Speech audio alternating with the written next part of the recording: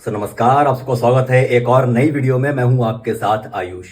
और सबसे पहली बात, अगर आप मेरे चैनल पर नए हैं तो मेरे चैनल को सबसे पहले तो एक्सप्लोर करिए, वीडियोस देखिए। अगर आपको कुछ भी अच्छा लगता है तो सब्सक्राइब करिए। सब्सक्राइब करने की जल्दी नहीं है, लेकिन पहले एक बार एक्सप्लोर करिए चैनल को। आपको जो भी अच्छा लगता है सब्सक्राइब करिए, फिर उसके बाद कॉमेंट करिए। तो अब वीडियो में आगे बढ़ते हैं। तो जैसा कि आपने थंबनेल पढ़ा होगा और आज की वीडियो भी आप समझ गए होंगे किस टॉपिक पर है, लेकिन बहुत से लोग इस बात से सहमत नहीं होंगे। वो कह रहे होंगे यार ये तो हमारी अपनी आस्था का विषय है, ये हमारी अपनी भावना का विषय है, ये हम करें तो इससे क्या फर्क पड़ रहा है। नहीं, इसका फर्क बहुत पड़ता है कि आखिर बजरंग बाण का पाठ रोज क्यों नहीं करना चाहिए, इसी वीडियो में बताते हैं। तो जैसा कि मैंने बताया कि बजरंग बाण का पाठ रोज नहीं करना चाहिए। देखिए, सबसे पहली बात, जैसा कि हम लोग आम जैसे रोज पूजा पाठ करते हैं, रोज भजन सुनते हैं, जैसे रोज हनुमान चालीसा कर लेते हैं, तो बहुत से लोगों का ये सवाल होगा कि भाई बजरंग बाण का पाठ ऐसे रोज क्यों नहीं करना चाहिए। देखिए, इसकी कई वजह हैं, वो मैं आगे बताऊंगा। लेकिन सबसे पहले बात करते हैं कि बहुत से लोग क्या करते हैं कि जैसे हनुमान चालीसा हो गई, रोज कर रहे हैं, ठीक है, वो आप कर सकते हैं। भजन हो गए, नाम कीर्तन हो गया, ये सारी चीजें आप कर सकते हैं। लेकिन अब इसी में बहुत से लोग ऐसा भी तर्क दे सकते हैं कि यार पूजा पाठ ये तो हमारी अपनी भावना का विषय है, इसमें किसी नियम का क्या लेना देना कि ये करना चाहिए नहीं करना चाहिए। बिल्कुल सही बात है, पूजा पाठ सदैव भावना से होता है, नियम कानून कायदे से नहीं। लेकिन आप ये तो मानते होंगे कि जितने भी साधक तपस्वी लोग हैं, अगर आपको किसी चीज़ की प्राप्ति करनी होती है तो आपको नियम कायदे फॉलो करने पड़ते हैं। अगर आप रोड पे भी चलते हैं, आपको किसी जगह पहुंचना है तो आपको नियम से चलना पड़ेगा, वरना जगह जगह आपका चालान कटता जाएगा। तो सेम बिल्कुल ऐसे ही लगता है, नियम कायदे कानून आपको मानने पड़ेंगे। तो अब चलिए उसी सीधे बात पे आते हैं कि बजरंग बाण का पाठ रोज क्यों नहीं करना चाहिए। देखिए, सबसे पहली बात, बजरंग बाण की अपनी एक विशेषता है। देखिए, बजरंग बाण में एक बहुत अपना तेज है, बहुत अपना एक प्रताप है, बहुत पावरफुल है वो चीज़, ठीक है। और बजरंग बाण अगर जितने भी लोगों ने पढ़ा है या फिर पढ़ रहे हैं, तो अगर आप जितना भी पढ़ रहे हैं तो उसका अर्थ भी समझिए।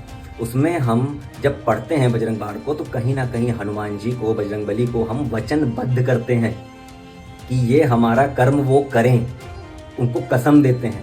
तो आप सोचिए खुद कि भाई हमारे ऐसा तुच्छ मानव, ठीक है, आपको लगता है वो भगवान को कसम या वचनबद्ध करके काम करा सकता है। ये देखिए, बजरंग बाण जो है वो उन परिस्थितियों के लिए है कि जब आपको कहीं भी रास्ता ना मिल रहा हो। इसका देखिए बहुत अच्छा एग्जांपल मैं समझाता हूँ। बजरंग बाण एक तरह से आप समझिए मास्टर की है। आपके पास गेट के जैसे बहुत सारे लॉक होते हैं, उनकी अपनी अपनी चाबियाँ होती है, लेकिन एक मास्टर की ऐसी होती है जिससे आप कुछ भी खोल सकते हैं, कोई भी गेट खोल सकते हैं, ठीक है। तो जब तक आपके पास नॉर्मल चाबी है, यानी नाम कीर्तन है, हनुमान चालीसा है, और भी पाठ हैं, भजन है, कीर्तन है, अब वो करिए। लेकिन जब आपको लगे कि यार कोई भी गेट अब नहीं खुल रहा है, तब उस मास्टर चीज का इस्तेमाल किया जाता है, यानी तब बजरंग बाण का पाठ किया जाता है कि तब हम हनुमान जी को वचनबद्ध करते हैं कि प्लीज हमारा ये काम कर दीजिए। सबसे पहले तो आप ये मान के चलिए, हम लोग तुच्छ मानव हैं। उस बजरंग बाण का रोज जो पाठ कर रहे हैं, उसका तेज और प्रताप सहने की क्षमता हमारे अंदर नहीं है।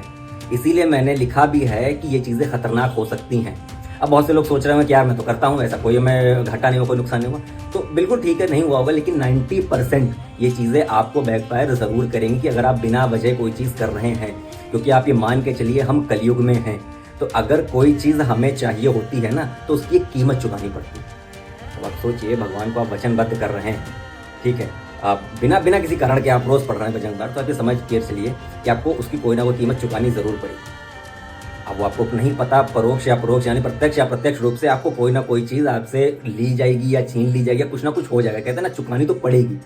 तो मेरी मानिए, जितने भी लोग ये वीडियोस देख रहे हैं, कि आप प्लीज़ जो बजरंग बाण का पाठ है उसको रोज़ करने से बचें, ठीक है, क्योंकि ये आपको कहीं ना कहीं नुकसानदेह हो सकता है।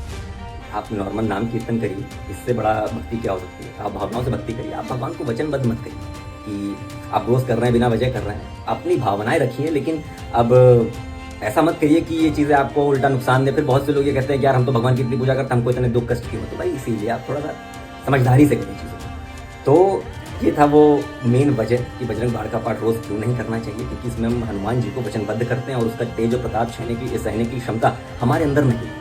तो कोशिश करिए ऐसी चीज़ें ना करनी पड़े।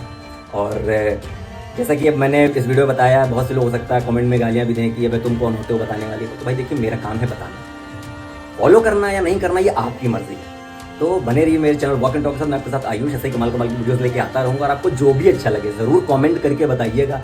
और मेरे चैनल को सब्सक्राइब करिए, लाइक करिए, शेयर करिए। तब तक के लिए बहुत बहुत धन्यवाद।